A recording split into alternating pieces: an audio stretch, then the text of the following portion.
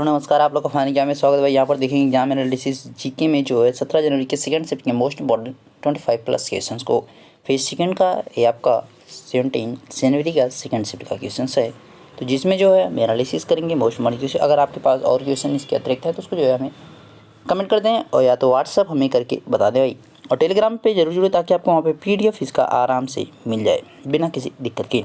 शुरू करेंगे अपने वीडियो को, देखेंगे मोस्ट इंपॉर्टेंट क्वेश्चन भाई कौन कौन से आए हुए थे।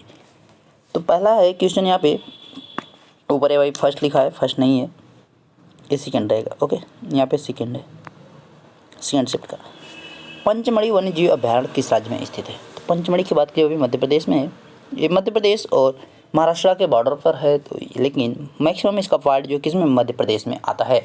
अगर आपको मध्य प्रदेश व महाराष्ट्र एक ही साथ दोनों दे और करके महाराष्ट्र दे तो कोई दिक्कत नहीं है, ध्यान रखिएगा, ठीक है। क्योंकि मैक्सिमम जो इसका पार्ट है, मतलब अगर 85% पार्ट की बात की तो कहाँ पड़ता है? मध्य प्रदेश में पड़ता है। द फ्यूचर ऑफ इंडिया पुस्तक के लेखक कौन भाई? विमल जालान इसके राइटर हैं, याद रखिएगा।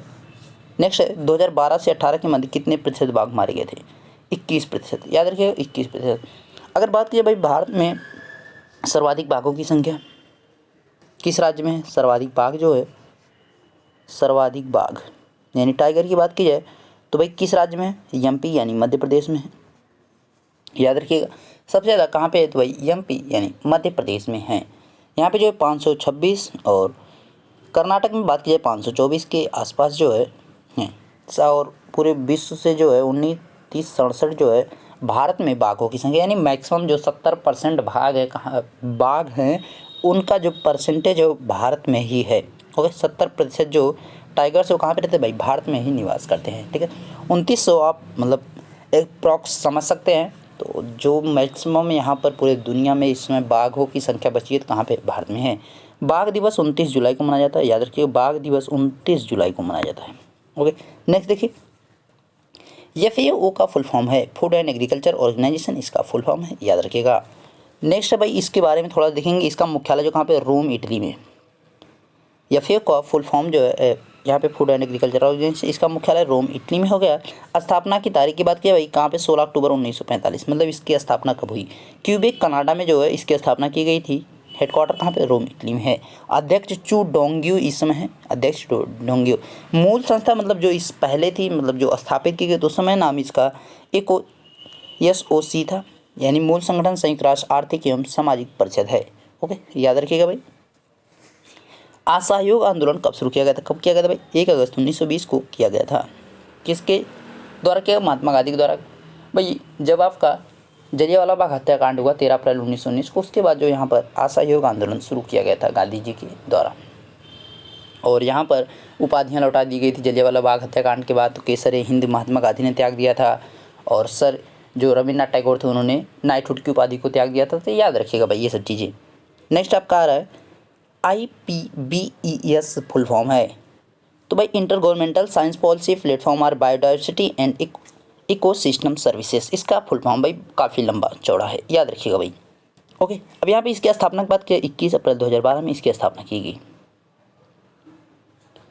इसका भाई मुख्यालय वान, जर्मनी में है। वान, जर्मनी में इसका मुख्यालय। संस्थापक संयुक्त राष्ट्र खाद्य एवं कृषि संगठन है, याद रखिएगा भाई। ओके, संयुक्त राष्ट्र खाद्य एवं कृषि संगठन जो है इसका क्या भाई? संस्थापक है। इनसेट बी कब लॉन्च किया गया था भाई? 1983 में इसको लॉन्च किया गया था, याद रखिएगा।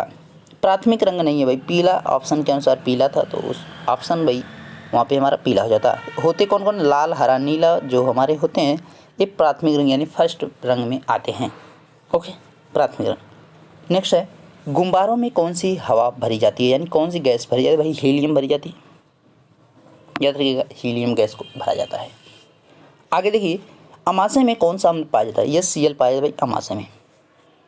आपसे पूछ सकता है पित्तरस कहाँ से निकलता है, याद रखिएगा, ठीक है। तो सारी चीज़ें आपको याद रख के जाना है।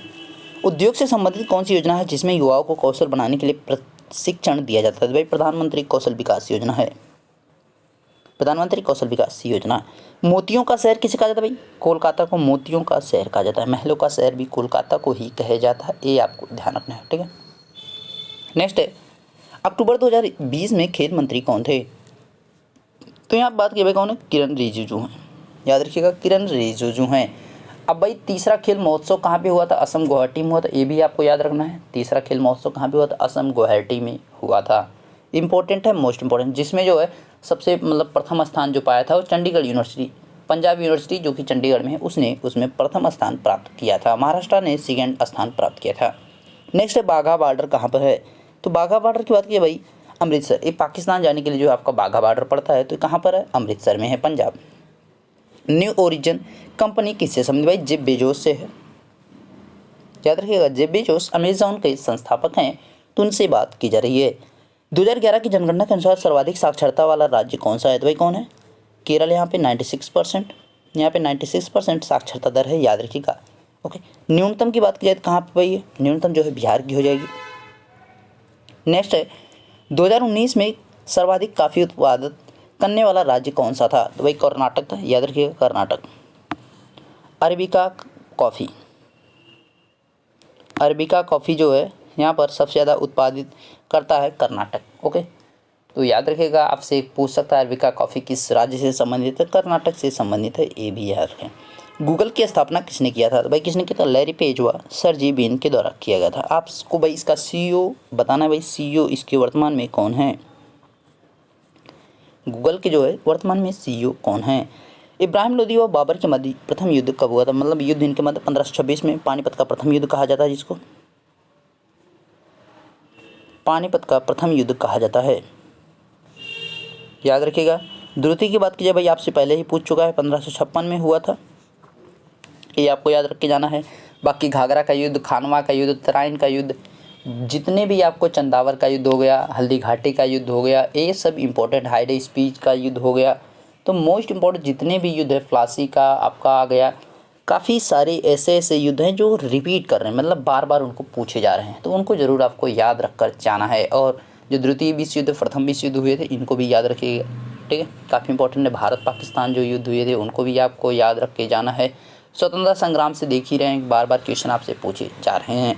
तो ये सब टॉपिक कैसे हैं जहाँ से क्वेश्चन आपके बार बार बनाए जा रहे हैं और लगातार वहाँ से आ रहे हैं। महात्मा गांधी को ऐसा मतलब टॉप फेज ही और मतलब फर्स्ट फेज या सेकंड फेज की बात करें, दोनों में ऐसा कोई भी शिफ्ट ना रहा हो जहाँ पे महात्मा गांधी से, आप देख सकते हैं असहयोग आंदोलन पूछा गया, जो कि महात्मा गांधी से डायरेक्टली नहीं इनडायरेक्टली तरीके से वो जो है महात्मा गांधी से ही रिलेट कर रहा है। ओके, तो फिर मिलेंगे भाई नेक्स्ट यहाँ पे शिफ्ट के वीडियो के साथ, क्वेश्चंस के साथ। मोस्ट पॉइंट आपके पास नए क्वेश्चंस हों उसको जो है कमेंट करके हमें जरूर बताएं, ताकि जो है उनका भी एनालिसिस आपको यहाँ पर करके बताया जा सके। मिलते हैं नेक्स्ट वीडियो में, तब तक देखते रहिए family Amitabh sir. Thank you.